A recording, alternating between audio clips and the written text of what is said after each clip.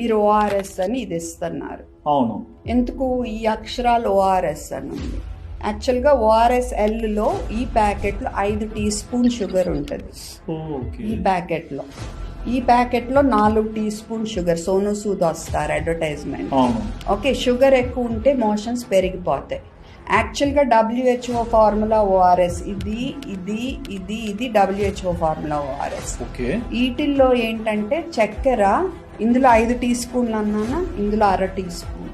అంత difference. 200 ml 5 tea spoon అయితే 200 మిల్లీలో 1/2 tea spoon. Okay, అంతకంటే ఎందులో ఎక్కువ ఉన్న మోషన్స్ పెరిగిపోతాయి. సో వీళ్ళు చాలా ఏళ్ళు ఓఆర్ఎస్ అని అమ్మారు ఇది. సో ఇప్పుడు మేము గుర్తించి మేము ఫైట్ చేస్తే వెనకాల చిన్నగా లెన్స్ పెట్టి చూస్తే do not give during diarrhoea అని డిస్క్లైమర్ పెట్టారు. సో నేను బాగుంది, ఇంకా మన పని అయిపోయింది అనుకున్నా. 2 నెలల్లో రూల్ మారిపోయింది. ఎందుకో మీ ఇమాజినేషన్కే వదిలేస్తున్నాం. మరి మల్టీనేషనల్ కంపెనీ.